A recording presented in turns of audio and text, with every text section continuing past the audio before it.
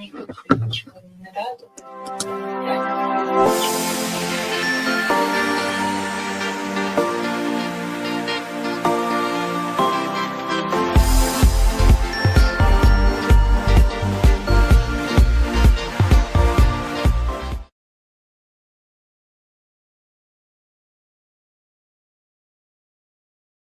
Everyone and all, it's Thursday 29th. It's time for a bit of an update as to where we are with things.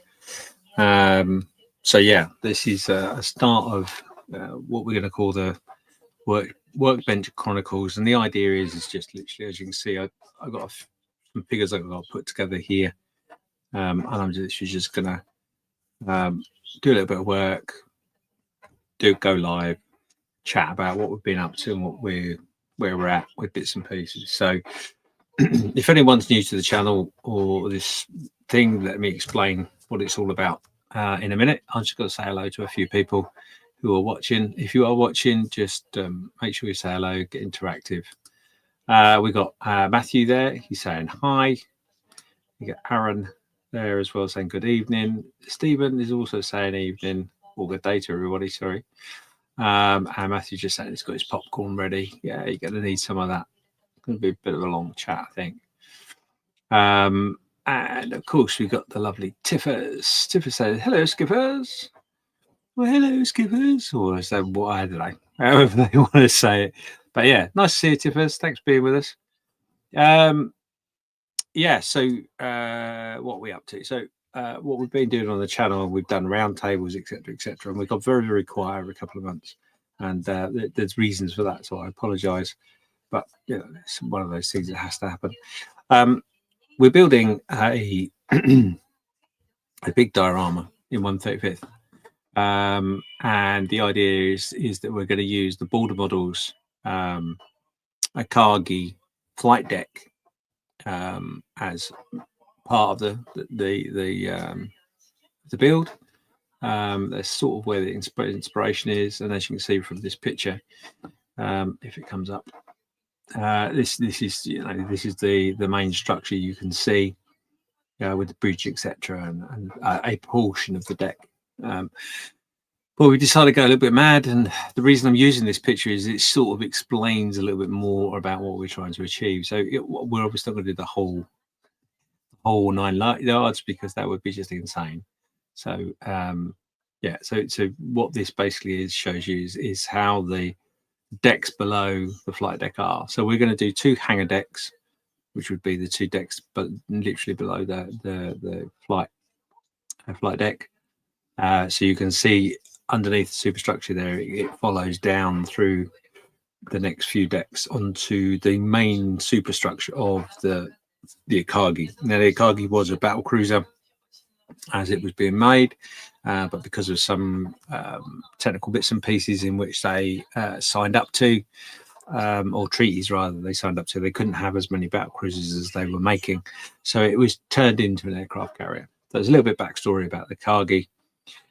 What we're trying now, bear in mind, these are AI and 3D images, so you know, a little bit of imagination needs to be used. So this next image is what we're trying to achieve. So basically, obviously that's not to scale, it's completely inaccurate in many ways, but it gives you an idea. So the idea being is that we're going to try and recreate the moment when in the Battle of Midway, the Americans dropped their only bomb through the flight deck of the Akagi, and which exploded in the first hangar deck, which then became a catastrophe that went through all the decks, etc., and it was eventually abandoned and sunk. But anyway, there's 2 reasons for that. Firstly, it just seemed like a cool thing to do, but also more importantly, it's linked to my, for those who don't know, it was linked to my heart surgery. Happened to be on the same day of that happening, time and all that sort of stuff. So yeah, there's lots of different layers to this build. So we're looking at the hangars deck, etc. So these are 3D images of the sort of thing in which you could potentially expect. You know, we're just literally just looking around at a hangar deck of some description here. So yeah, that's the sort of thing we're going to try and recreate. Obviously, it's going to be open, so you can see it from 3 sides, which is going to make for a bit of fun and excitement. So the other part of the project, so this is a build of what I'm trying to recreate. Basically, this build itself is a 1/72 representation, been all over the internet, etc. Just recently. Nice small diorama, but unfortunately, I decided to go a little bit larger. So that's going to take up a lot more time, trouble, and effort. But anyway, so that gives you a rough idea what we're going to do. And as you can see, 3 sides of this particular diorama are open for the 2 lower decks, which is again what we're going to recreate.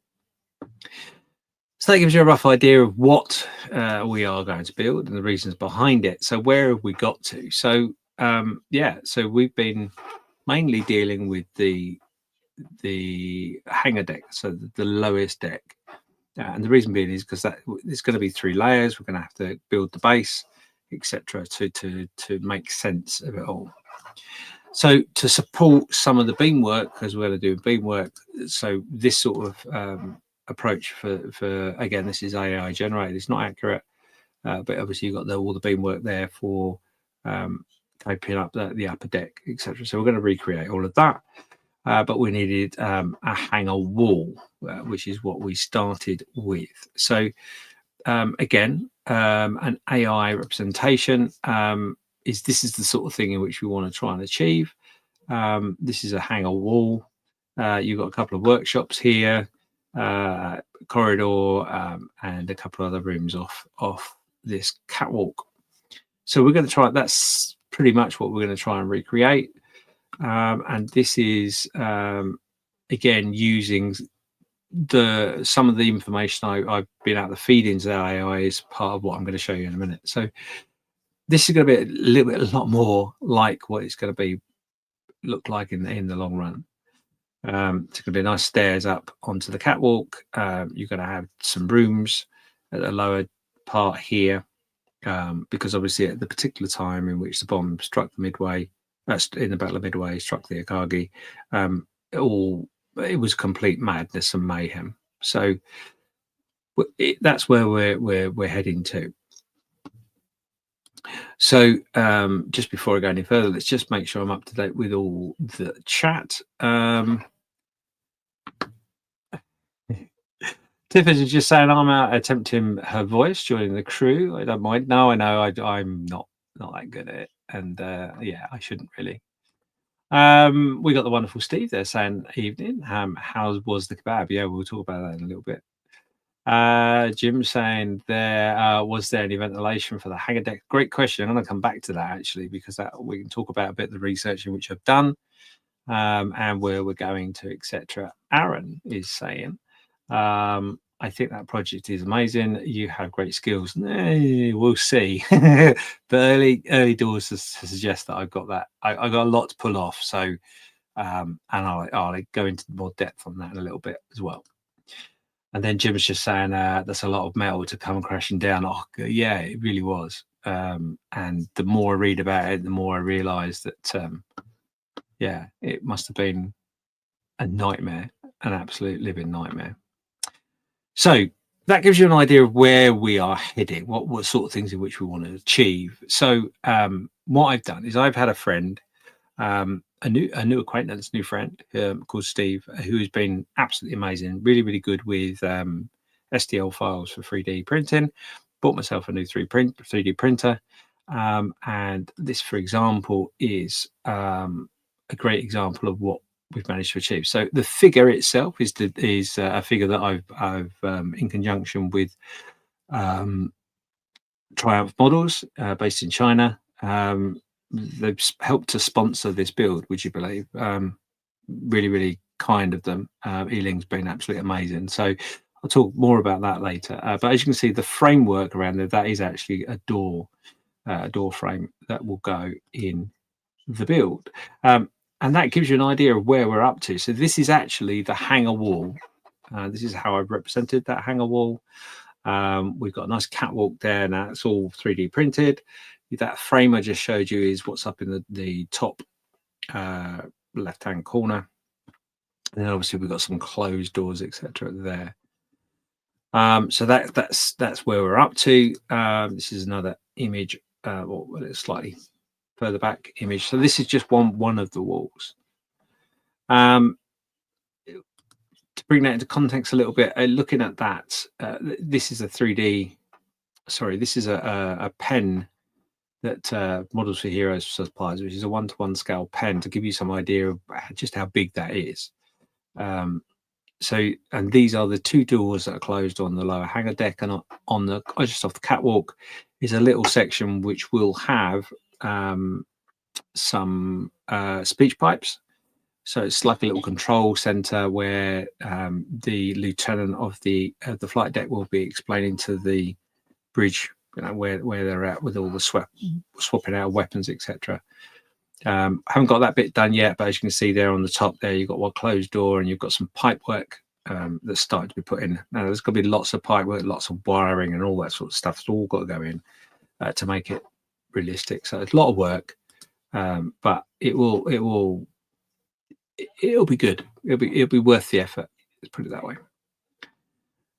So to bring that into line with, well, okay, that's interesting. But this is another view. This is actually the base. So as you can see, I haven't put the pen on there, but if you remember, if we go back to this image, you'll see the pen in front of those two doors in the center there, the bottom center. So you can roughly gauge just how quite big that is. It's about 1 meter square. So yeah, it's a big old base. And this is what I've been doing this evening. So this is actually the back wall all taped into place. Nothing's fixed. And then you can just make out a nice red line, which is actually the beamwork that I've made to go on there. So this gives you a better idea. There you go, the bit that's looking down. So that's the beamwork that started. Again, nothing's glued in place. It's all just held on for now. And as you look at the back there, you'll see two silver-coloured metal rods, screw rods, basically. And that's going to be that they're not going to stay like that. They're going to be cut down. But that's going to be the main part that holds that roof structure in place. So it's going to cantilever off that. Now, obviously, I'm still working that out. It's not as easy as I thought it might be, because if you look at this picture, you'll see exactly what I mean. So this is the back compartments, which you'll be able to see in the sides. That's all that helps hide the mechanism of holding it all together. But yeah, I've got to figure out how I'm going to connect those plastic beam to the actual main structure to hold it all tight. I think I've got it sussed. I've just got to get that bolted into place with a plate, etc. And then what I'm going to do is I'm going to put some little magnets within the beamwork, so that when the next layer goes on top, it will help hold the beamwork up. That's the plan. So yeah, so if you look at it from the back to the hangar deck itself, that's what you're going to be looking at. Obviously, you can see the beamwork there. Now that beamwork has got to have fuel lines and water lines and electrics, lighting, etc., all added into. Now the lighting, let's get this clear. There may be some fiber optics, which I'll show you in a minute what I'm going to try and attempt.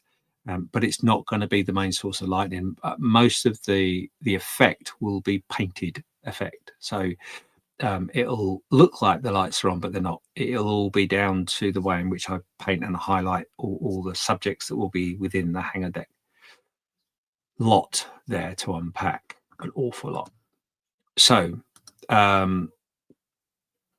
yeah, so that's where we're up to. So we're not that far ahead.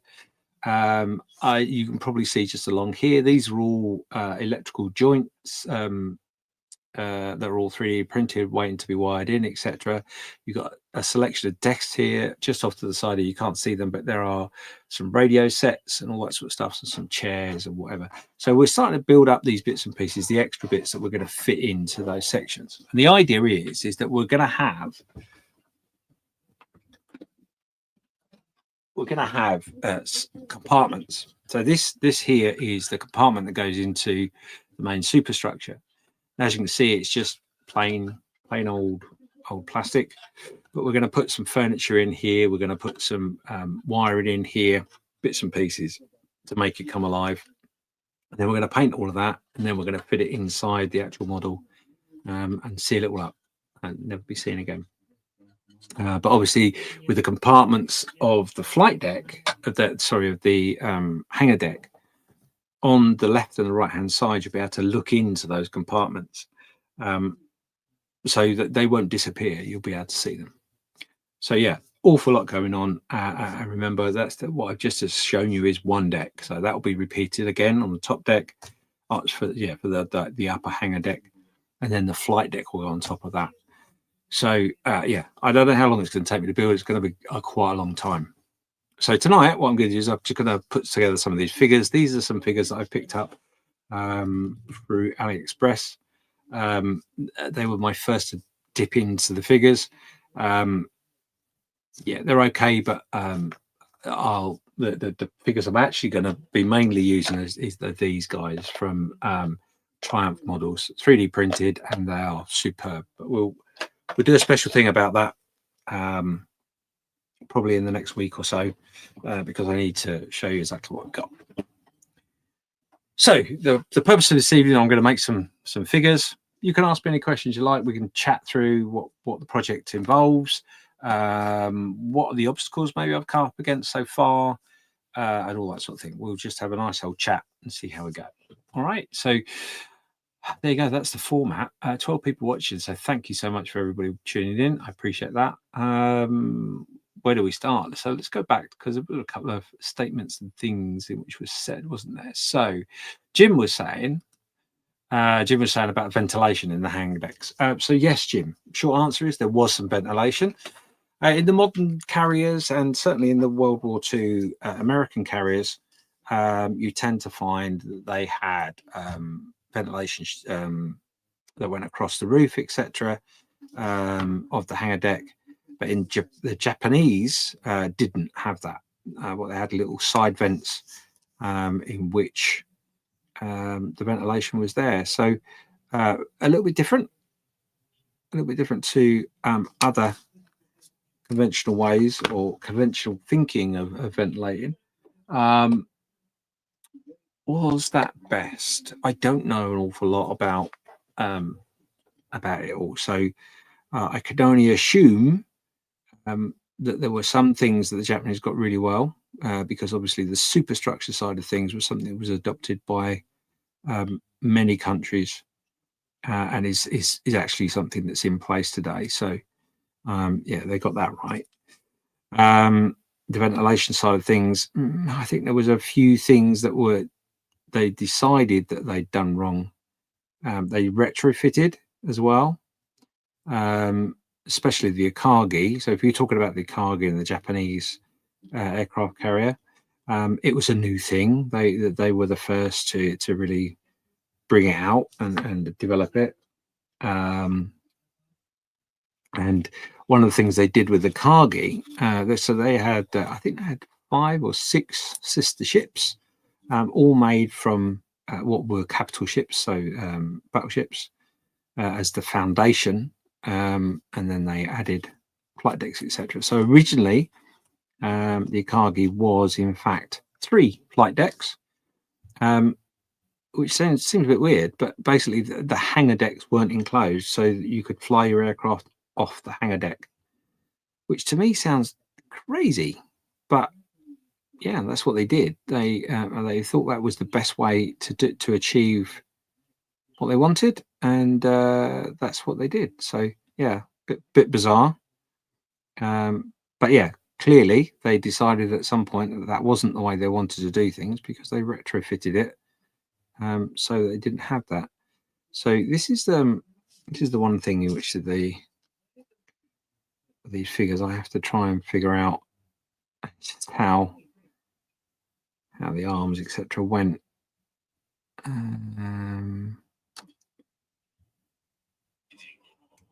So yeah, so the history of the Akagi actually is quite interesting.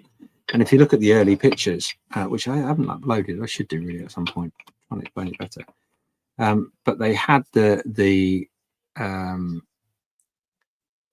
bridge effectively in front of the flight deck, in between the second and first flight deck.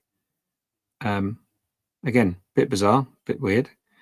But that was down to the doctrine of the Navy basically believing that the bridge had to be in that particular place. So I never thought to have it as a separate island or something like that, So yeah, bit weird. But anyway, while I'm holding this, let's go on to the next thing that I think Jim also asked something else. And like I said, if you've got any questions or thoughts, just let me know. Ask away. You may even have from what I've showed you, you might have some ideas which might help me. So Jim says, were you able to find any technical drawings or reference photos to guide you in the layout of the hangar deck? Well, no. The short answer, Jim, is no.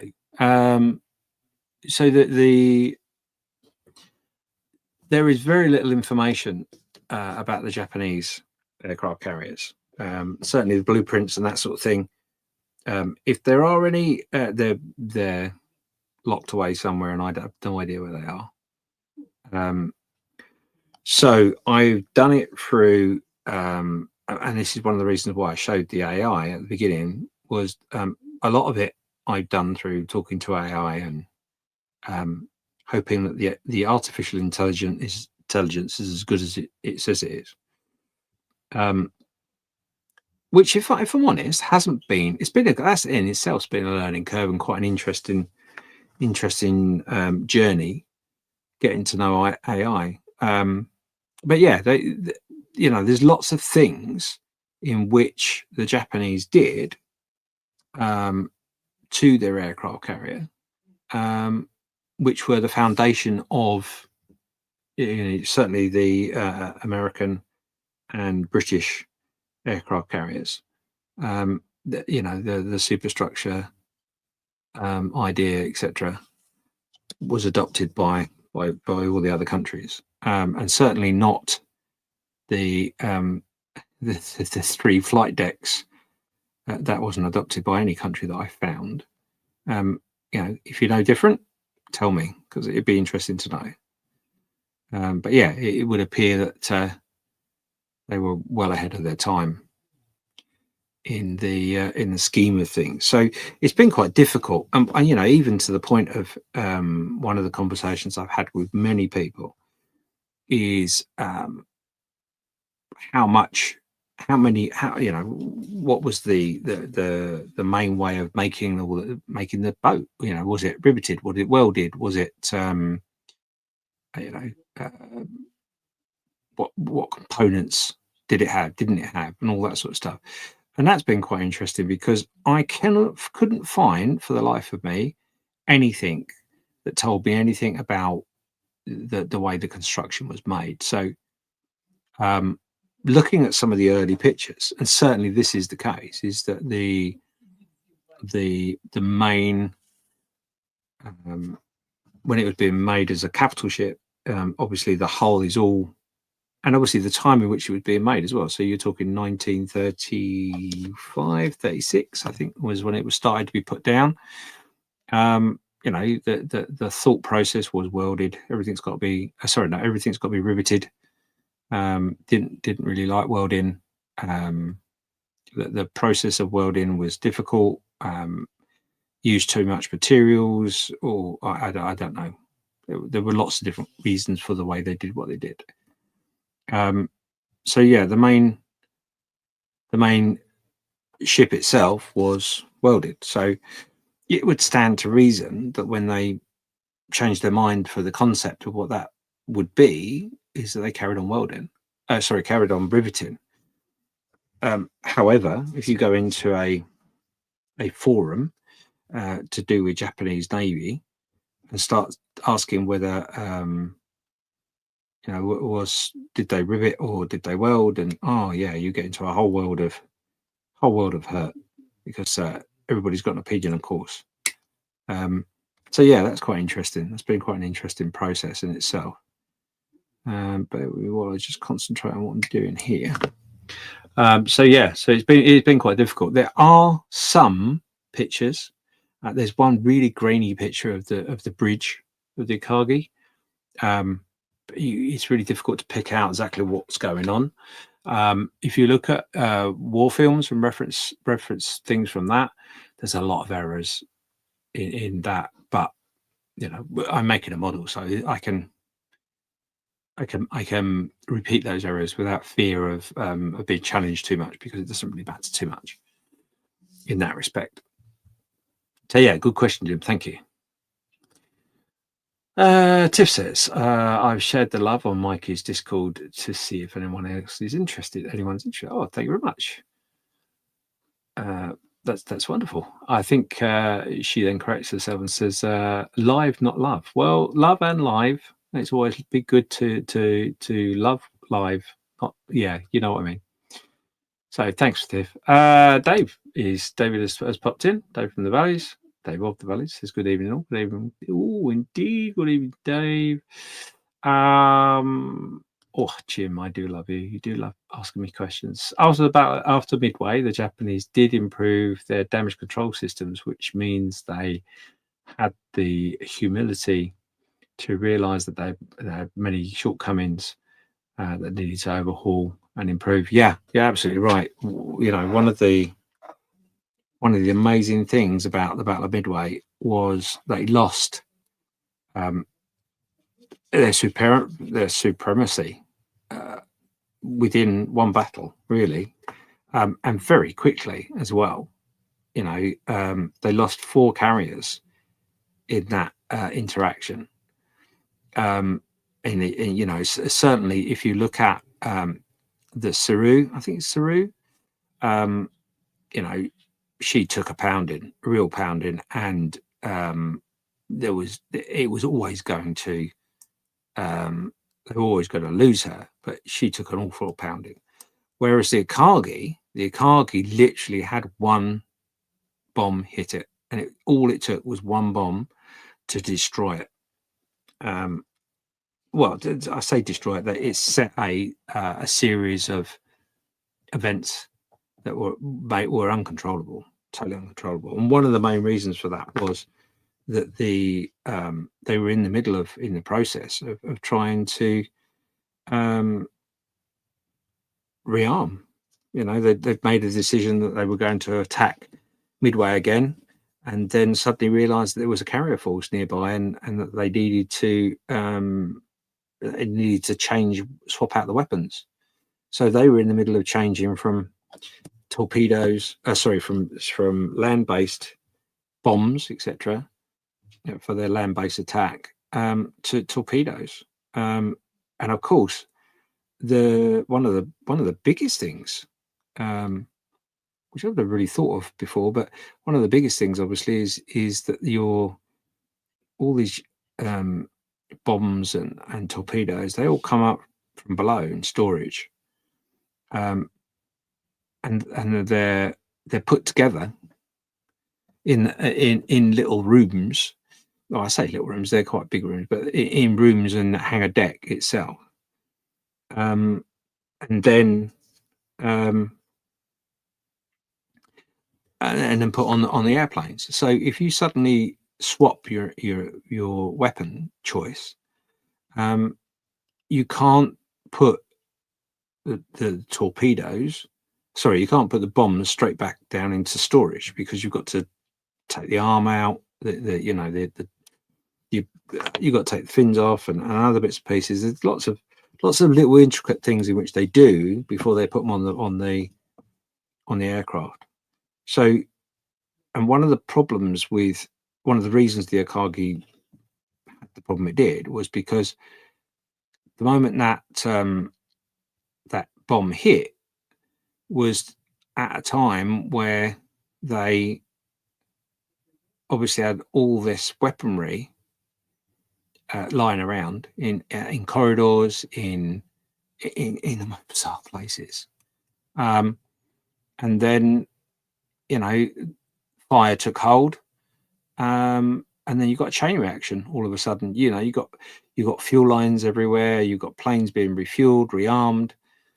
It's just an accident waiting to happen, literally. And all the safeguards that you put in place. So, you know, for example, your bomb store, etc., will have the door shut. They've got blast doors shut, so that you can't have that chain reaction. Well, of course, they're busy moving everything around, so that wasn't the case. It was literally everything that could go wrong was ready to go wrong. And there's a, you know, in the films, etc., there's that famous moment where the lieutenant is saying to himself, basically, when he's being pressured to get stuff done, this is a powder cake. This is just waiting to go wrong. And of course it did. Because that explosion, which surprisingly as well, something I found quite surprising, was the bomb pierced the flight deck. On the flight deck, I didn't think this was the case at the time when I first did my research, but I've since found out that on the flight deck were aircraft being refueled, rearmed. I thought the flight deck was clear. It wasn't. It had planes on there. They also had planes in the hangar deck, all being rearmed, refueled, etc. And what they did is they sent up some aircraft to attack Midway. Obviously, gathered them back in. But they always kept a little bit of a reserve force on the aircraft carrier, so they got their reserves out as well, and they were busy trying to get in front of themselves. So that's part of the research I found. It's really quite interesting. So yeah, Dave's just saying, didn't they destroy most documents? Yeah, a lot of the documents were destroyed. Absolutely. I believe there is a museum archive in Japan, but I've tried to get in contact with them and not been successful. But I would say most of them probably have. And certainly with when Japan surrendered, the fleet was destroyed. Everything was destroyed. I don't know the ins and outs of that. I've not researched that, but I'm aware that's what happened, because there's lots of pictures of one of the last aircraft carriers they had. They just literally blew it up where it was. So yeah, sad, but yeah, well, but right as well, you know, given the situation.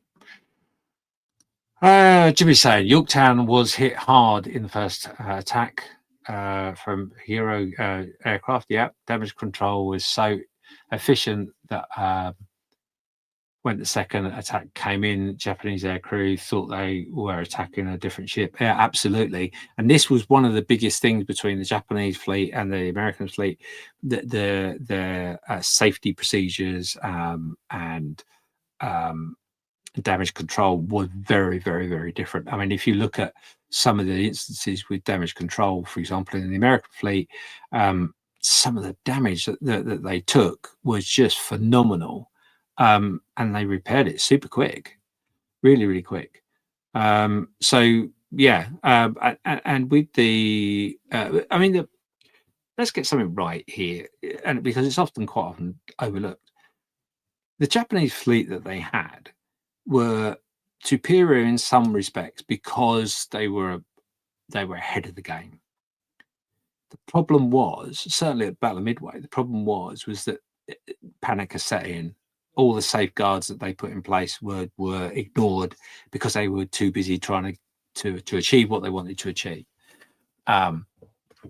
which was a massive, massive mistake. Like, for example, the fighter cover, they were so certain that they were superior that they came down to sea level to attack and make sure they destroyed every plane that they possibly could, leaving no air cover effectively, which was crazy. Why would you do that? That's just because you everything you've done up to that point, you've won, and it's all been on your side. So you're not used to losing. So of course you're going to make those mistakes. But yeah, it's quite interesting actually, the difference between the different damage controls and how that works. So there we go. Crazy Locust says just before big bombs, fear of invasion. Yeah, they destroyed most blueprints. Yeah, absolutely. Hi, Crazy. By the way, it was lovely to see you. I haven't seen you for ages. Certainly haven't spoke to you for ages. Jimmy's just saying hi to Crazy Locha, and he's obviously saying hello to me as well. So that's cool. Nice to see you, mate. Yeah, it's yeah, I think that is true. I think a lot of things were destroyed because of the fear of invasion, and because they obviously didn't want things to fall into the enemy's hands as well. So I think there was an element as well of shame, given the way that the Japanese were brought up. Yeah, maybe that was a deciding factor too. Anyway, yeah. So this is, I'm not really that much of a history buff, I got to be honest, but it has been incredibly interesting finding out little bits and pieces. And certainly when you talk to people in different groups about, what do you know about the Japanese fleet and all that sort of stuff, there's been some quite interesting conversations to be had, which is always the case with model making, right? So yes, so there you go. There's a bit of history with this particular build. Just to recap, for those that maybe don't know or don't remember, the idea of this is obviously showing a little bit of history. There's going to be a little bit of what's the word I'm looking for? Me making stuff up, because I got, in some cases, like Jim was just saying a minute ago, blueprints got no blueprints, so that I'm going to have to take some assumptions. So I'll give you another assumption in which I worked out with the help of ChatGPT. So we were talking about damage control, fire, and refueling and all that sort of stuff. So looking at if you remember going back to that picture I showed you of the hangar, I want to put some pipe work in to show fuel lines and water lines and all that sort of stuff. So of course, in my head, I would have thought refueling was done in the hangar deck. It would have been potentially maybe carts, some form of pipe work, etc., etc. Never even occurred to me at all how that's done in any sort of aircraft carrier before. So yeah, had to look into that, and then realised that actually they had pipe work in the roof structure of the hangar, and then they would have, and that went from front to back. But it was in the structure of the roof, and it also allowed connections to go up into the flight deck so they could fuel on the flight deck, which I thought, well, that's a bit weird. I didn't think they did that, but they did apparently. So that's that. And then you suddenly go to yourself, well, no wonder when you drop a bomb through a flight deck, if it's got a great big pipe full of aviation fuel in it, that's gonna go bang, isn't it? So yeah, so that was interesting. The fact that there is a main pipe that goes from front to back, as I said, but then right next to it is what they call a redundancy pipe, which stops any backflow, any problems like that with the fuel lines, and it goes straight back down into the tank that's obviously in the lower decks. But again, not something I've ever really thought about, but that was quite interesting.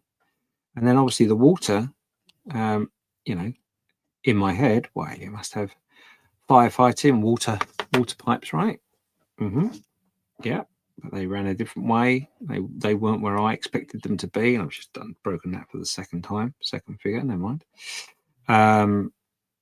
So yeah, again, that's another thing which you've got to think about, or I've had to think about, and try and figure out What else? The layout of the bridge section. You know, how did that all play? How did that work? Because you look at the Battle of Midway film, for example, and you've got the admiral on the bridge, and you've got behind him you've got a map table, and you've got like several officers all sat there or stood there debating on the map table, etc., etc. Well, that isn't actually how it was set out. That's what I'm saying about the films having a few mistakes, etc. That wouldn't have been the case. You would have had an admiral's bridge, which is the top one. You would have had the normal bridge, which is just underneath. Then you would have had radio room, map room, etc., etc. Then obviously you've got your flight deck operations room, etc. Yeah, it just gets so complicated because it's just like, oh, what does that go? What does this do? Yeah. So it's been quite fun. I quite enjoyed that bit, actually. Right, okay. Let's have a quick look.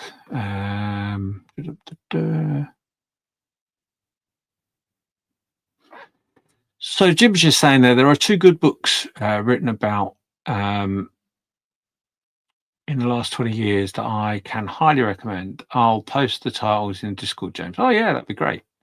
That'd be great. See, one book I've used, this has been one of my research books. I bought this book here, which might be one you're talking about, Jim, actually.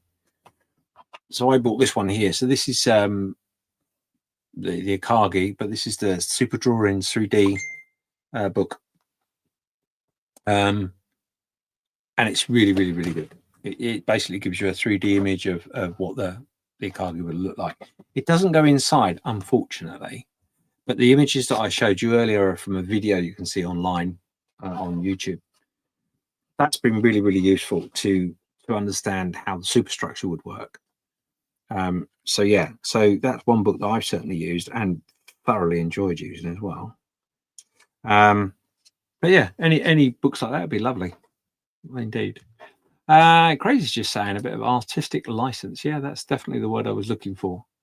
Yeah, there's going to be a little bit of that. And talking about artistic license, so one of the reasons I can get away with it a lot more than maybe others could is because part of the reason for doing this build is to tell the story of my heart episode and subsequent recovery and and operation I had to have. So I had a triple bypass.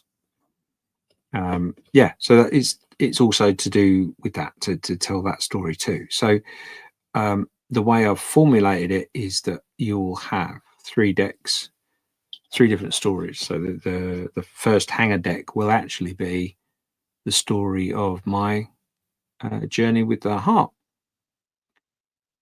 which is going to be super interesting to do because obviously that's where the main explosion happened. I'm not going to do lights. I'm not going to do fancy LEDs and all that sort of stuff because luckily for me, the explosion is, if you like, just off camera. It's just off the piece, the diorama. And as you look at it on the left-hand side, if you could imagine a second piece next to it, that's where the explosion will happen. So to get away from the cotton wool and lights effects and all that sort of stuff, the only way I can get around that is by literally making it a paint effect. So that's my choice, is I'm going to actually do I hope some clever painting to create the shadows and the bright lights and all that sort of stuff of the actual explosion itself on the figures and the base. So yeah, that's going to be fun. I've only done that sort of effect once. Oh sugar, look at that, knocked the arm off straight away like a wally. Yeah, I've only done that effect once, and only on one figure. So it's a very complex idea. And yeah, it'll either work or it won't. We'll see. We will see. I think it will, but we'll just have to wait and see. Sorry, while I'm just fixing this arm without knocking the head off. Yeah, so that'll be that one. The lower deck will be telling the story of how, when we have these life-changing events, the world around us just carries on. It will just carry on as per usual. So it will be, obviously it hasn't been affected by the blast. People carrying out their duties, a little bit more historical side to it, maybe, if you like. So yeah, that'd be fun, and that again, that will be painted in a way, I hope, which will reflect the darkness and the actual stressful environment in which it was. So that'll be that. And then on the top decks, it's where the fun starts. So the top decks will actually be telling the story of my friends, my wife, my family, and how the events have changed them and affected them during the time. So I've been very fortunate to have a lot of people help me through the situation, and it's sort of a nod to them to say thank you, among other things. So yeah, so it's going to be interesting, and I think actually, looking at the overhaul piece, yes, there will be a little bit of license given, but I think if I can achieve what I want to achieve, I'll be able to get away with it, because people will understand there's a lot more going on than just history. So yeah, hopefully be able to get away with that. And one other thing in which, some of you will know, I've actually sent some figures out to people. So some of the people that have been there in big ways and in small ways, helping me throughout the whole thing. I want them to be involved. So I've sent them out figures, and yeah, they're going to paint them up, and they're going to feature in those side compartments. They'll feature in there. So that's going to be quite fun. And there is a little bit of artistic license with that as well for everybody that's taking part. It's not strict. So yeah, that could be quite interesting. Catch up with the chat, and I've only got a couple on there anyway, but keep on top of it. Tiff says you'll be taking some creative liberties. Yeah, I'm going to take some, Tiff. I've got to take some, because to tell the stories in which I want to tell, there's got to be a little bit of artistic license involved. And again, because I haven't got it, because it's not super known, and the blueprints and all that's not out there, I can get away with it a little bit. So it'd be different if it was the Yorktown or something like that. So yeah, I can get away with it a bit.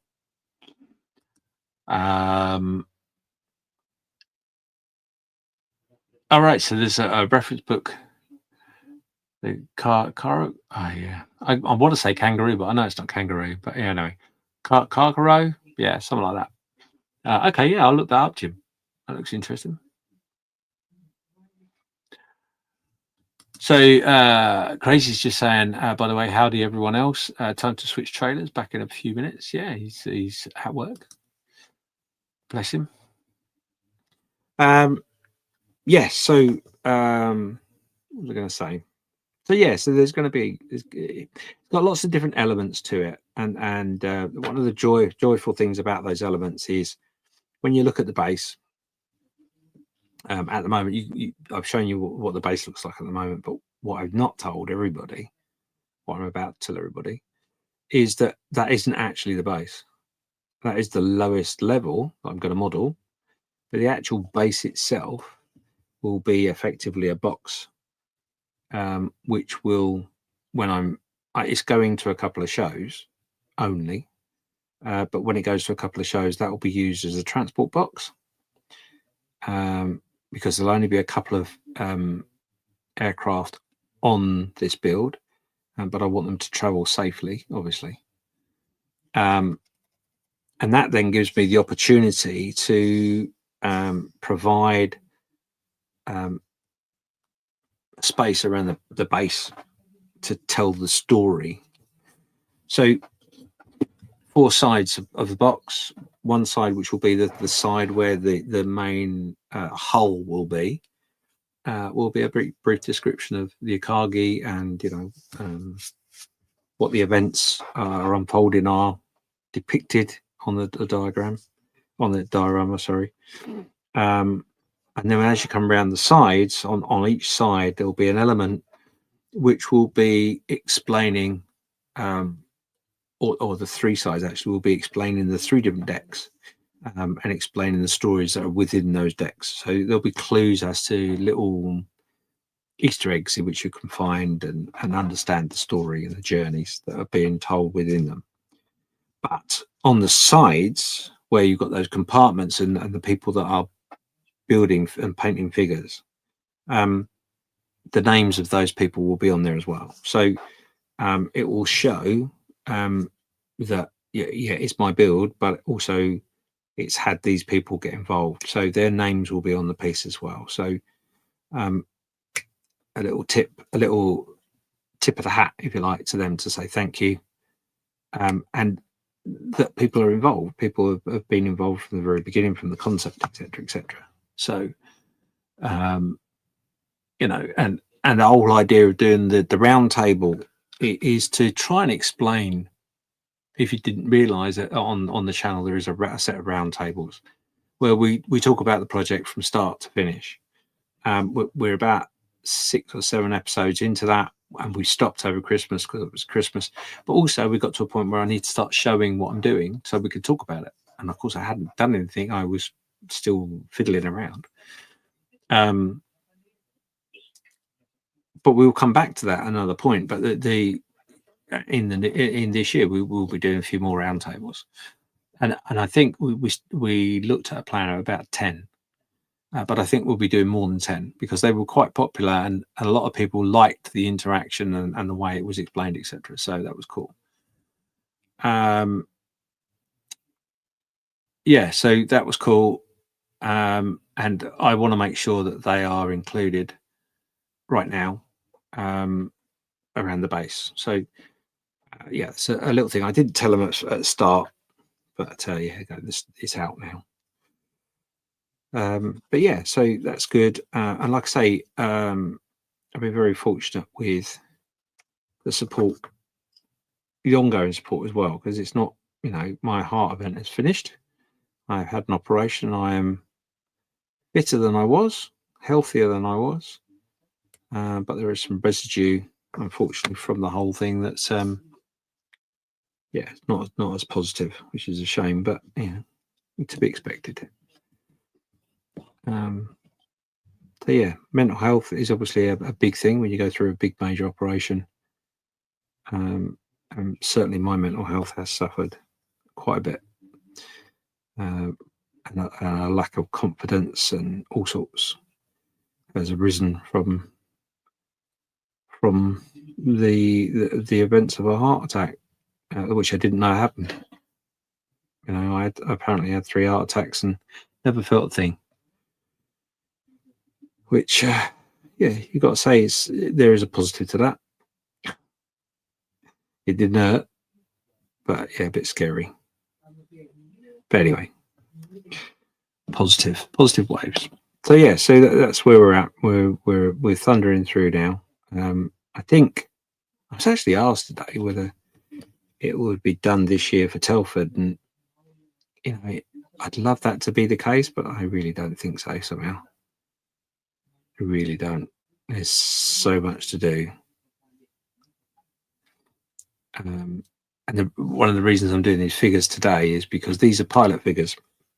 So most of the figures I sent out to people were pilot figures. Because they're important to the story, but they're not intricate to the story. You know what I mean? So they're there, and I thought that was appropriate. So yeah, so we've got a workshop at the weekend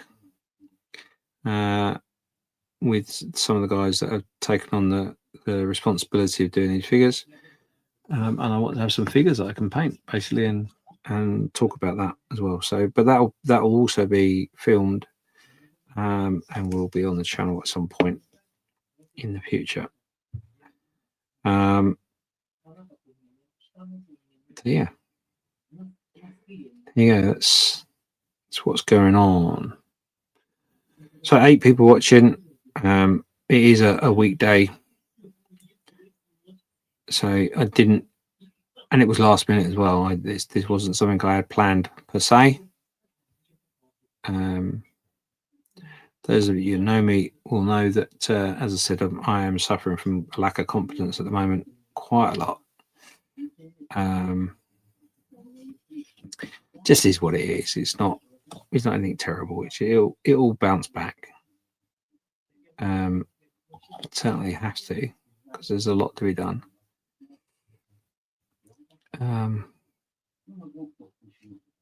Sorry, I find it very difficult to talk with my tongue out because I'm concentrating.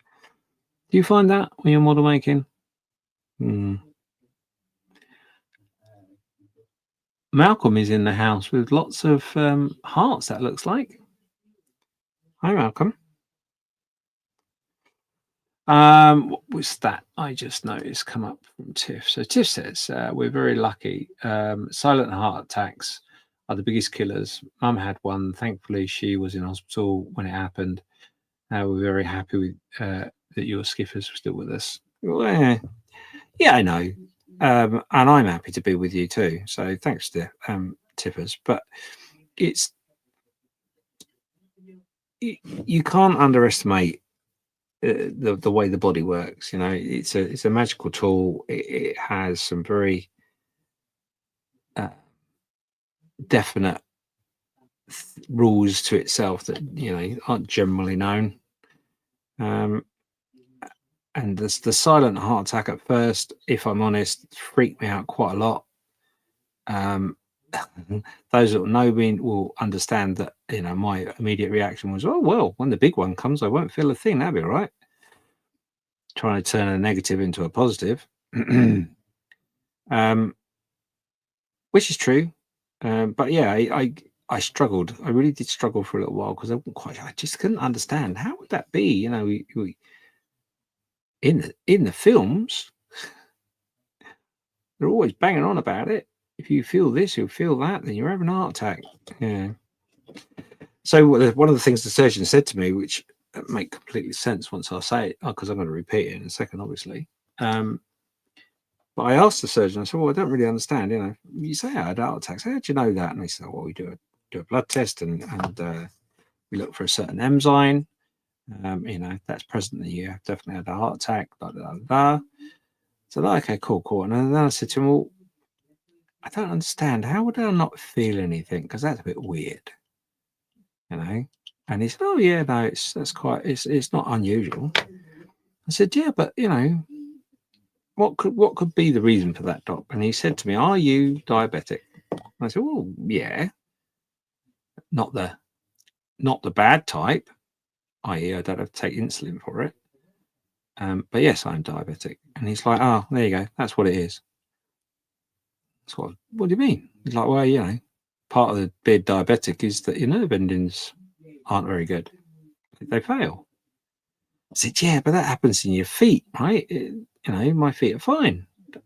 No, he said, anywhere there's an ending of a nerve, which, when you hear someone say that to you, you're like, well, yeah, okay, I feel like a right prat now. Thanks for that. But it wasn't until he said it I actually thought, oh, all right, okay, that makes a lot of sense. So yeah, that's the reason. Diabetes. lose some weight, eat properly, you can turn that one around. You can turn that ship around if you're lucky.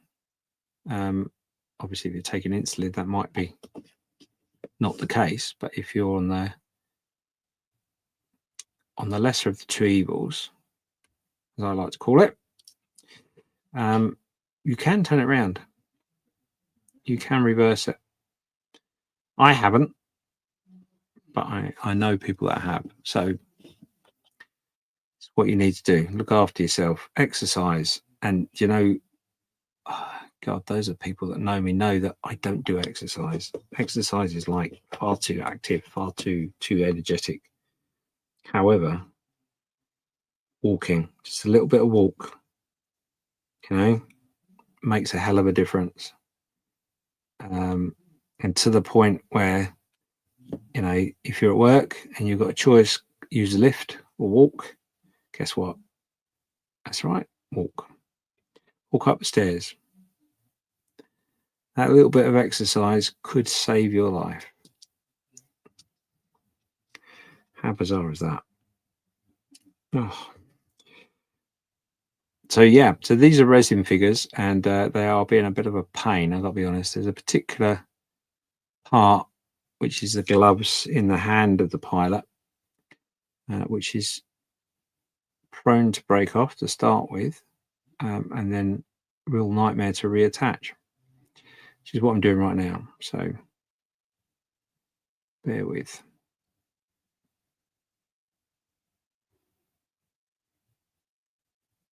Now, I don't know, but I don't think these are AliExpress fakes. However, I don't know what resin they use, but it's awful. So it might well be. It's not something I would normally do. Because I don't support that sort of behaviour at all. Oh, you know what I mean? Really giving me trouble. Yeah, the resin's awful. It just, you know, whatever you use to glue it doesn't like to be glued. Very, very brittle. And I nearly glued that face in the wrong place. Right, we're going to cheat a little bit here. A little bit of activator on that super glue.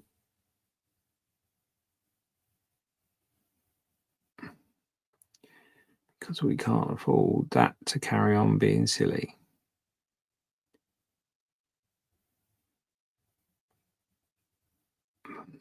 He says. So yeah.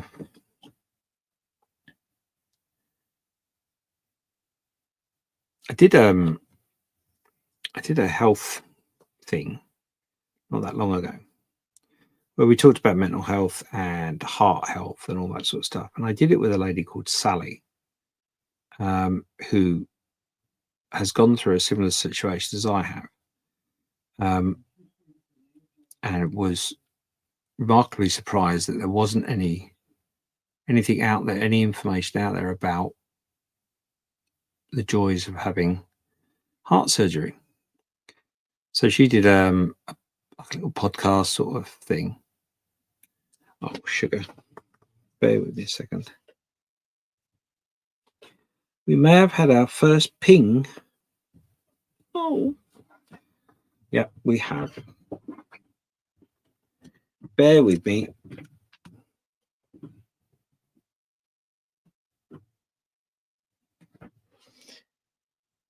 The carpet monster may have won.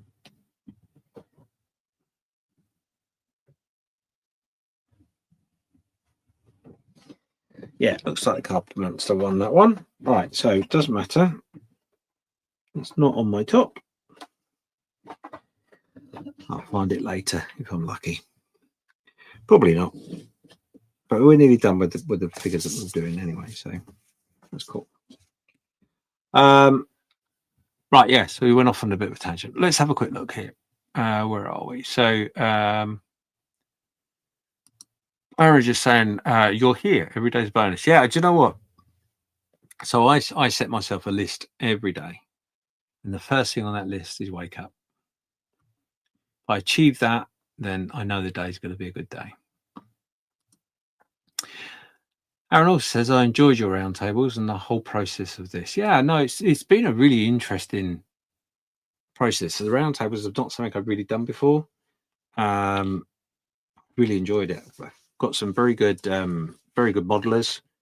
I've hooked in to get involved with it, and really, really informative, and they're happy to share. And in fact, actually, not only have I had people like yourself, Aaron, contacting me and saying, "Oh, when's the next one? When we're doing this? When we're doing that?"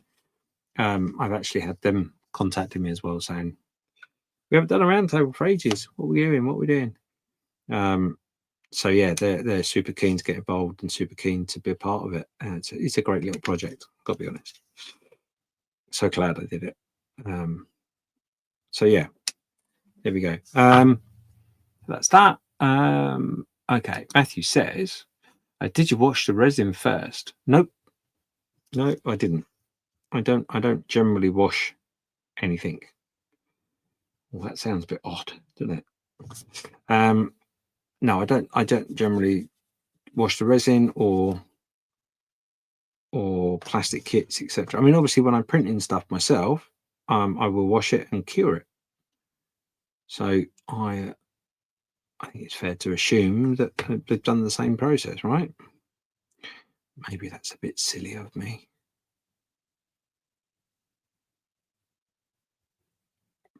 I know where you're going with that, Aaron. Matthew. Yeah, you might be right. You might be right.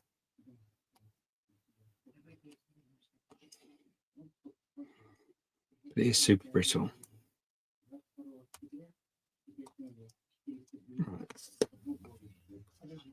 So question from Jim. Jim says, standard liquid model glue works on 3D printing resin? No. Well, now that's not necessarily true. I have had some success with standard model glue, yes. And are you asking me because of the container in which I'm using this here? If so, then the answer that you're looking for is this is actually super glue. I bought a big tub of super glue, and as those that use super glue will know, once you start, you get to a point where if you don't use it quickly, it gets in the wrong places, etc., and becomes a bit of a problem. Which is exactly what I had happen to this particular tub of glue.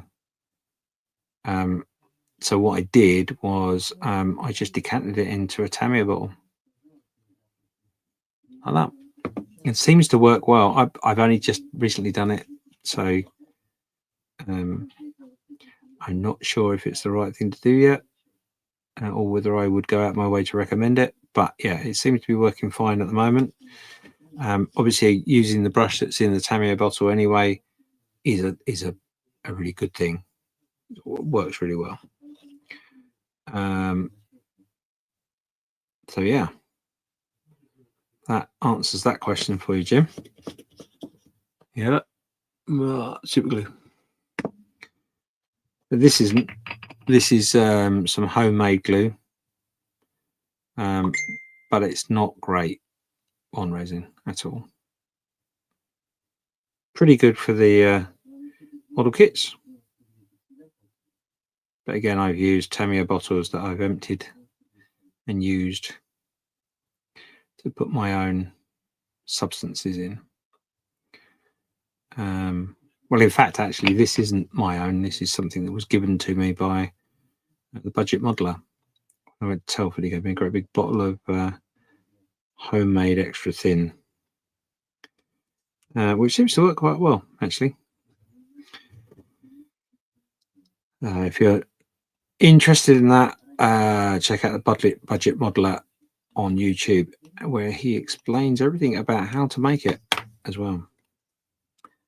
So that's pretty cool. I'm just going to put this head on this figure, then I'm going to go through the chat. So bear with me a second. I'm aware that there's quite a few up there.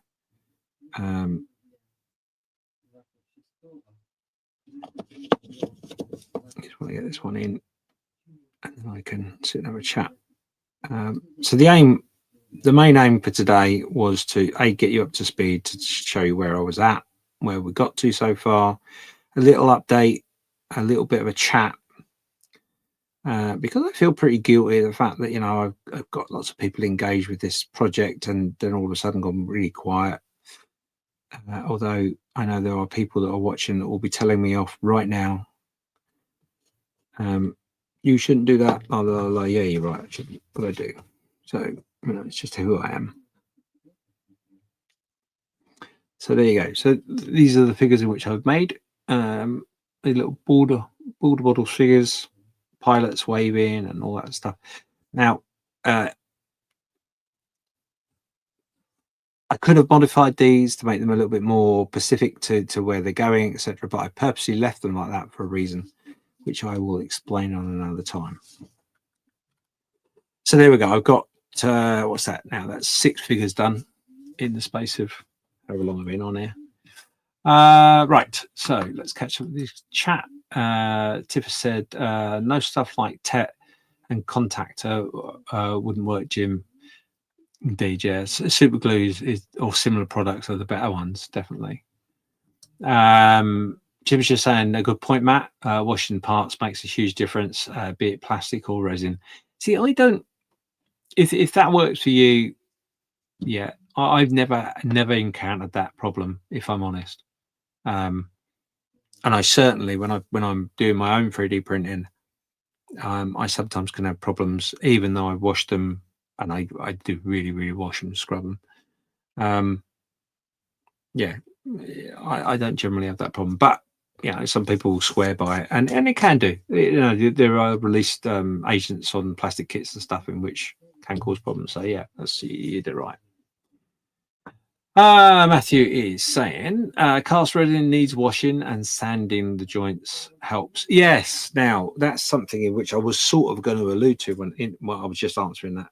The last thing was, one thing I do notice is when I do my own printing, if it's something in which needed sanding, so I've sanded it back because I've not I've cured it with the supports still on there. And they're quite fat supports or something like that, and they've shattered off, not come off properly and nicely.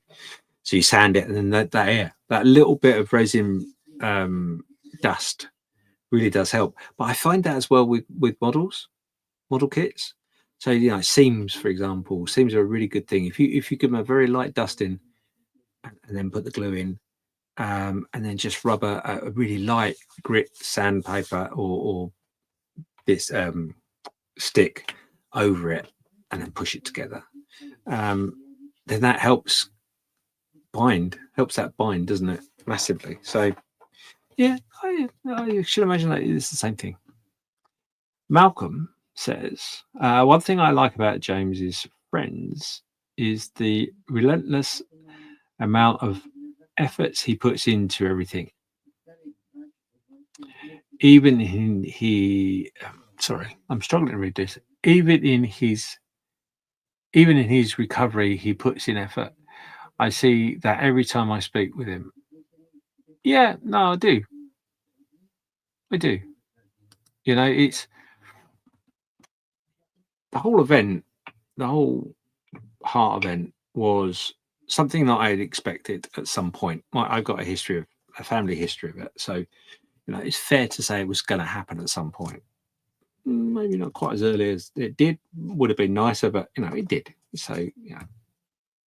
And I'm very much somebody who, I've got a negative. I don't like that negative. It doesn't make me feel very nice. So how can I change that to a positive? It really is something that I'm very passionate about. I don't bang on about it enough, really. But yeah, I like to change that negative into a positive, because that helps me. It helps me balance out my mental health, helps people around me, and it's not as hard as you might think to do. So during this recovery, and I am still recovering, I, because I've got CPD and other bits and pieces that have come along with it, with the joy of heart episode. There's a lot of things I've discovered along the way that I didn't know.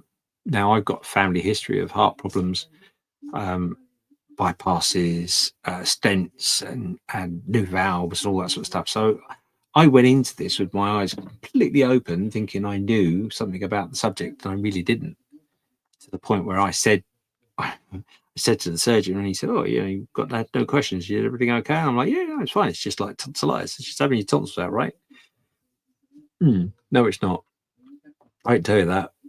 No, it's not. So sharing that, if that helps somebody somewhere along the line, and like if you don't know, you probably won't know what this is. So there's a thing called pump head, right? Which is when you go on a bypass machine. The easiest way to explain it is you've got a magnetic field in your heart and your head, and you turn one off. That one that's still on gets all, "Oh, look at me, I'm really powerful." And then when they switch the other one back on, they fight with each other.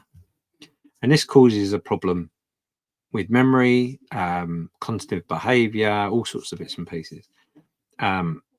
It's known about, it's not really advertised that much. It's certainly not spoken about. You're not told before you go in for an operation. But it's the thing. It is what it is.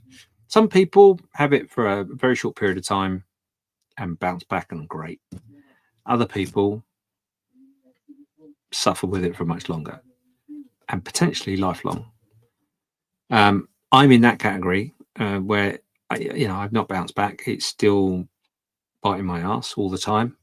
Mr. Child will tell you, and all my close friends will tell you, that I'll go, yeah, I'll do that, no problem. And then I literally will finish a conversation and forgotten what it is I meant to have done. If I haven't written it down and I don't remember to look at the list, it ain't going to happen.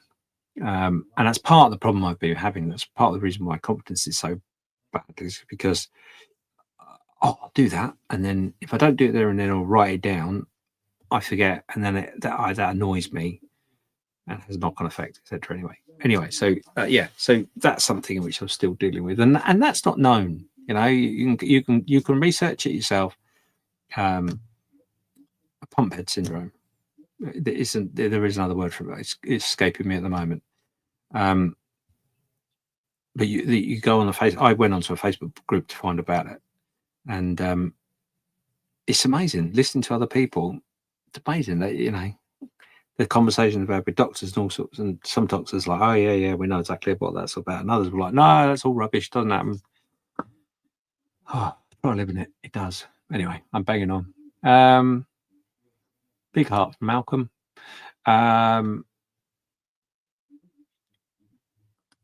So Aaron's saying, "I don't do specific exercise. However, I go 10-pin bowling twice a week." Well, that's exercise.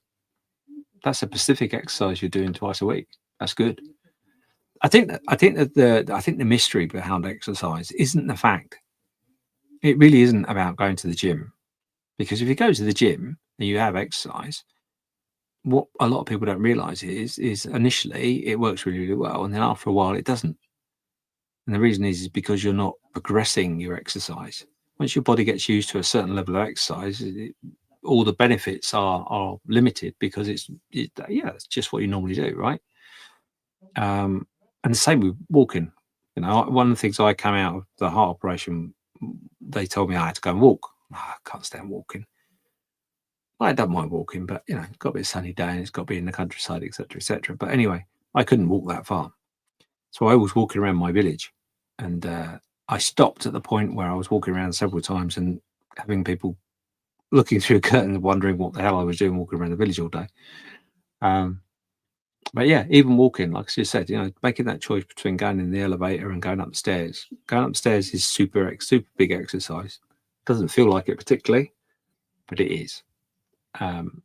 There's just those little changes will make all the difference. I don't do gyms. I hate gyms. I hate look at me. Loads of muscles.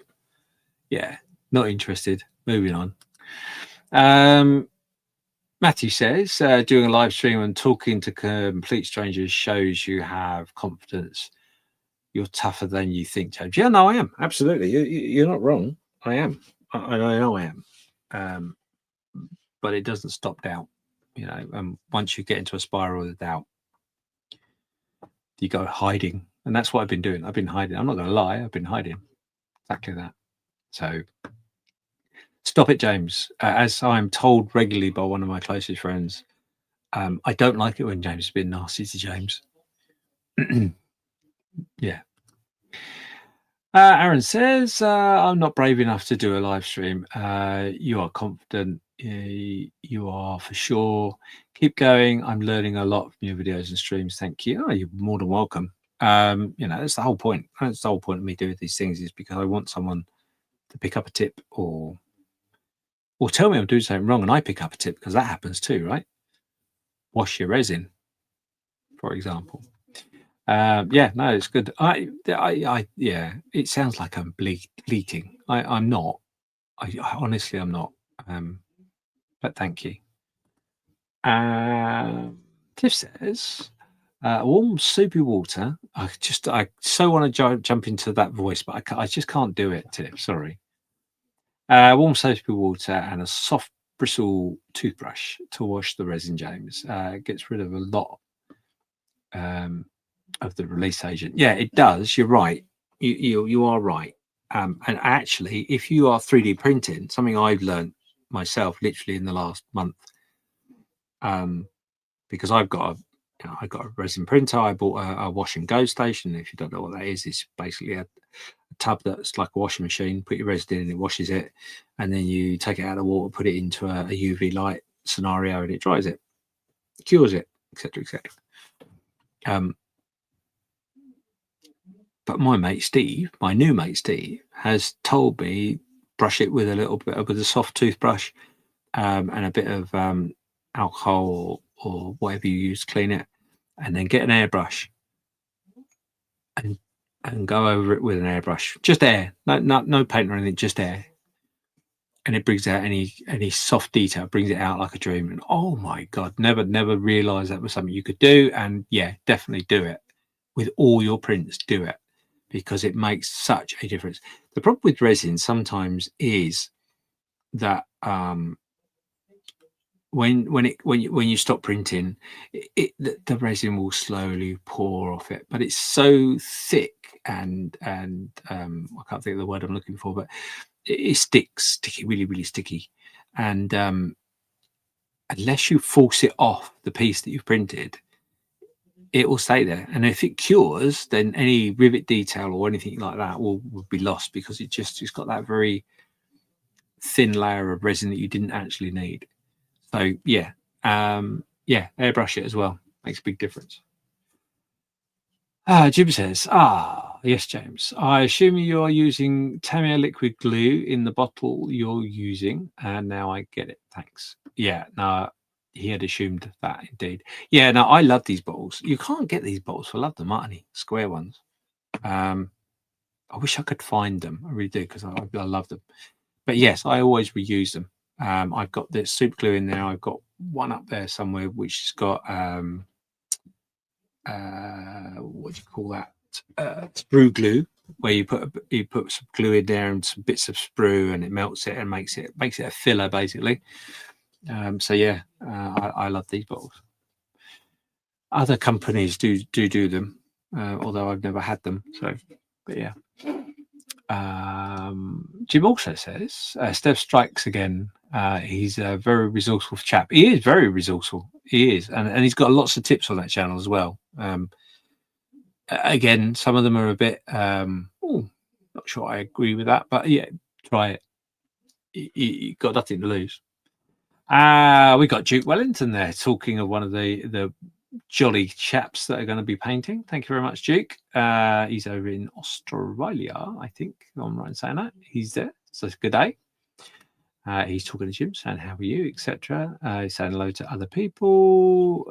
They're all living the dream, etc. Aaron's got a question and says, if you wash the plastic or resin, do you wash it? What do you wash it in?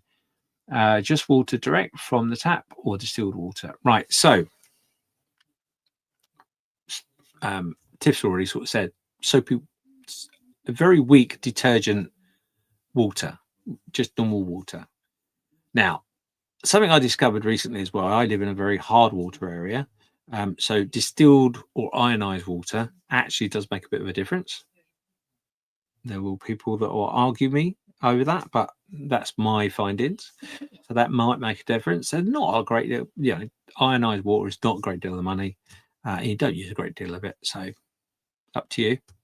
But obviously just be aware if you're in a very hard water area, that may contribute some stuff that you might have to contend with. Doubtful, but stuff. I hope that answers your question. The other thing, Aaron, as well is so resin. If you're 3D printing, you can get resin now that is water washable resin. This is actually the resin I've got here.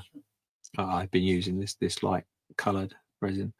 I've not got on very well with water. I've actually used normal tap water. I've used ionized water. I've used all sorts, and the resin just really doesn't want to come off very well for me. So I've actually gone back to using alcohol, 100%, 99% alcohol to wash my resin in. And I don't have any problems with it at all. So bit of a bummer, if I'm honest, because obviously disposing of that is a bit of a problem. You can't pour that down the drain. And certainly if you're washing resin, you can't pour that down the drain in water either because of that resin. You don't want that in the water. So if you have a lot of, especially with 3D printing, if you have a lot of resin within the water, the best thing to do is just leave the water in a container, put it on the windowsill and let it evaporate. And then you're left with the resty stuff that you could dispose of quite sensibly. But yeah, be careful of that because you obviously don't want to be pouring chemicals like resin into the water that's going to be recycled and come back and you drink. We've got loads of problems with that, haven't we, with small bits of plastic and all sorts of stuff. So yeah, hopefully that answers your question for you. It's the chat has jumped quite a lot. Let me see. So yeah, Jib and Duke are talking to one another. I'm not going to read that all out. That's personal stuff. So Malcolm says, imposter syndrome is incredibly common. Lawyers, doctors suffer from it. Even the most handsome folk get it. That is true. That is very true as well. And I should imagine there's a bit of that too. When you're on YouTube, sort of showing what you're doing, you're assuming, or some part of the audience will assume that you're an expert, you know exactly what you're doing, and you know all the answers to everything, which is I genuinely don't. So don't expect that from this channel. I'll show you what I did, and I'll show you how I did it, and I probably will show you lots of times how I muck things up too. But I'm not an expert.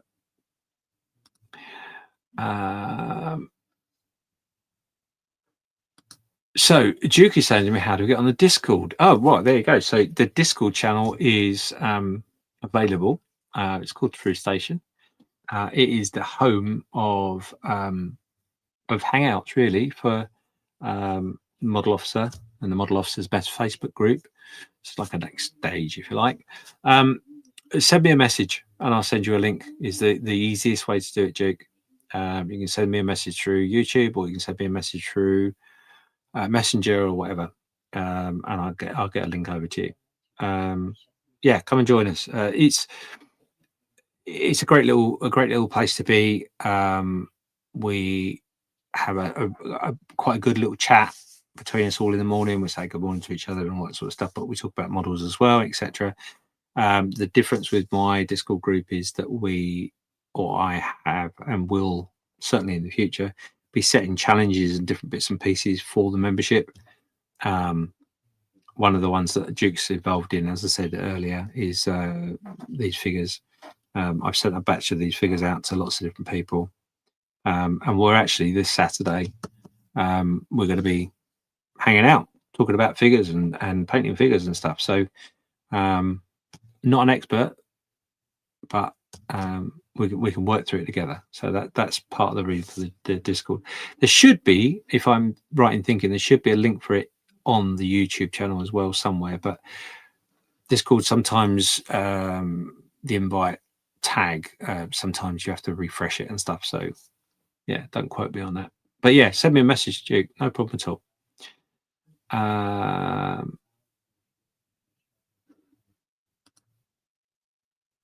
So Jim's just saying he's got problems with his back.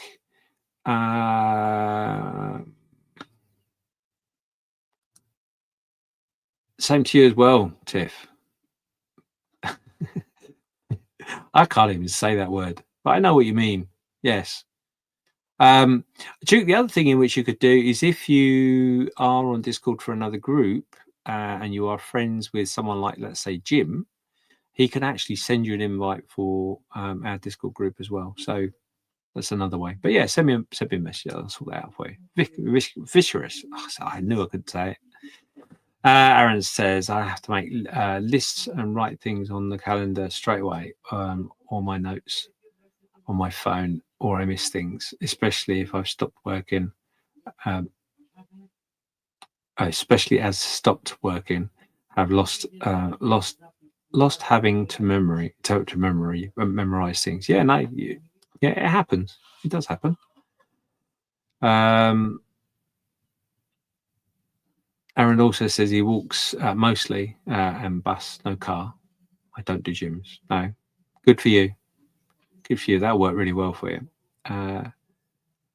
Duke's saying he hasn't been to the gym for 6,879 days in a row. Right, okay.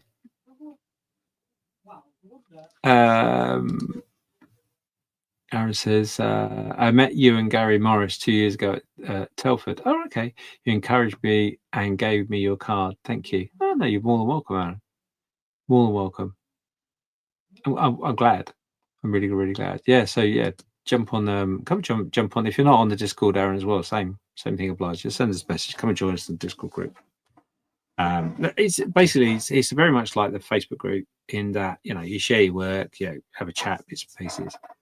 But I find Facebook quite difficult of late. You know, lots of adverts and all that sort of stuff. And I can see they're actually rolling out now. You can opt out you pay the money, you opt out the ads, or you carry on with the loads of ads that you really don't want to see because it's free. Discord doesn't have any of that, and it's a little bit cross between a forum and social media. So it's a bit of a mix, and I quite like that. I didn't at first. It can be a bit clunky, bit difficult to use, but once you get to know it, it's actually really easy to use and really good to be part of. So yeah, come and join us by all means.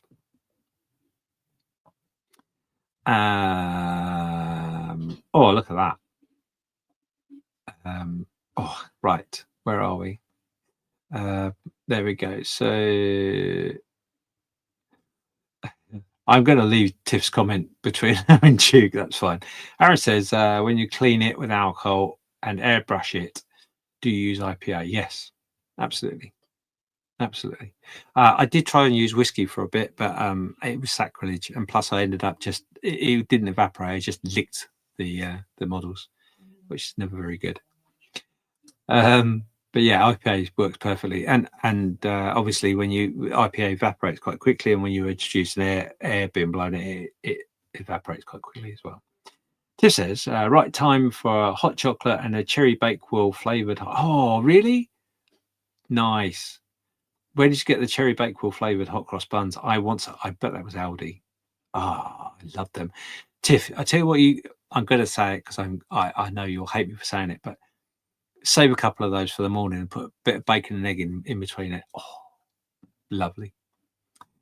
Duke says, thank you very much, but I've been beaten. Tiff has said she's thrown you an invite link, Duke, via Discord, so that's cool. Yeah, so hope to see you there soon. He also says, I tell people I have a magic memory. It makes things disappear. Yeah, it's very true. Mine does. Really does. So there you go. So I've done these figures. What I will do is I'll quickly show you the difference. So these obviously, let's assume they're knockoff, shall we? Because I'm not sure if they are or not. But anyway, these are meant to be the border models figures. However, this figure here, we'll get this one. So this figure here is Triumph models. You can get these through a Hong Kong site. I think it's hli.com. Ealing runs a company, very, very nice guy. Also does 3D printed kits for boats, of which I've got one up there, and I've got another one on the way. Really, really fine detail and beautiful, beautiful things. I'll do a review of that in the next couple of months. I have actually filmed one, but I just haven't put it together and released it. So I'll do that. Welcome, Duke. Duke is on the sprue station. He's already done that. Thank you. Yeah, I'll review those. But I've got these figures. So these figures are great. Come in a lovely box to start with, and then they come printed like this. Now, I put this figure in just for the sake of it. But when he came, just got to turn him around a minute. Excuse me. When he came, he was 3D printed like that. And then what you do literally is you put your finger in here and just give it a little wiggle, and it literally everything falls off it. And then you pull it out like that.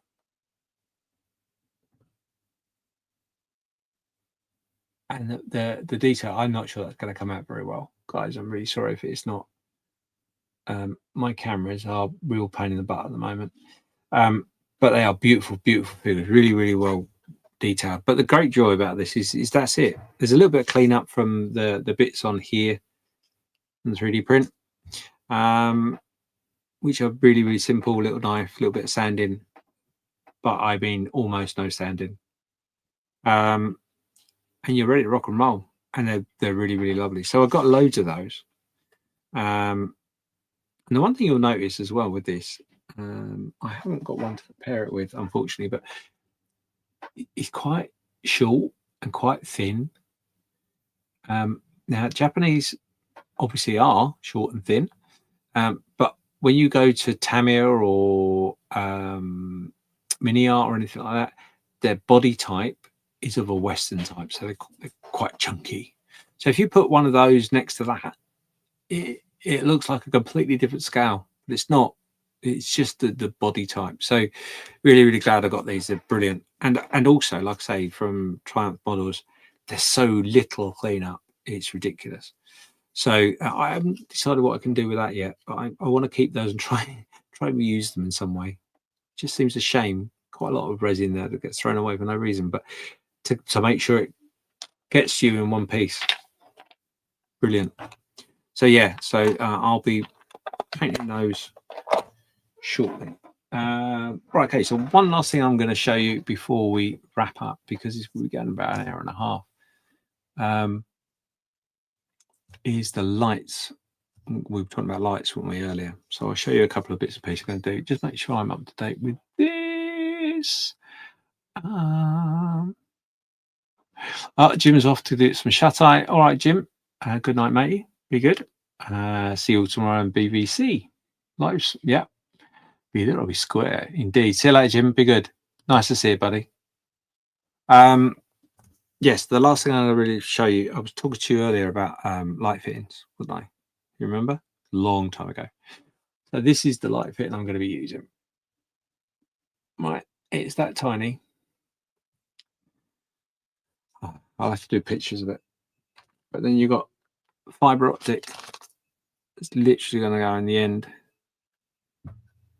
he says. Like that.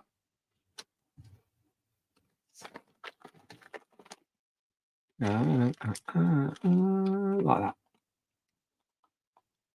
But you can see in there, if I can, where's that camera? Right, you can see, you should be able to see the bulb in there. You look very, very carefully, and it focuses or doesn't. Oh, go on. You're nearly so close. No, it's not going to. Anyway, the bulb is in there, trust me. So what I'm going to do is I'm going to paint the light shade and the fiber optic. And hopefully the light will go down into the little bulb. That's the idea. It's not going to give a great deal of light by any means, but it will give, it'll help with the illusion of light, if nothing more. So yeah, I've got to. That's something I want to do on one of these, actually, on one of these Workbench Chronicles. I'm going to make some of these up. I'm going to show you how I make them up. I'll do a test here and see if it works. If it works, then what I'll do is I'll show you what I did and how it works, because I think that's quite interesting. I could drill it out, do it without the light bulb, and put a little LED in there, but I don't really want to do that. That's not. I don't need to do that, so I'm not gonna. So there you go. So anyway, that was episode 1. I've tried to do this several times. I'm glad we did it today. I really am. Thank you so much for everybody joining. Thank you for spending over an hour and a half with me. For those watching on Catchback or Watchback or whatever phrase you want to use, again, thanks for tuning in. Keep an eye out. We've got some more roundtables coming up in the next couple of months, and also a lot more of these. So until then, I've done all the chat. Thank you very much, and I will see you next time. Take care.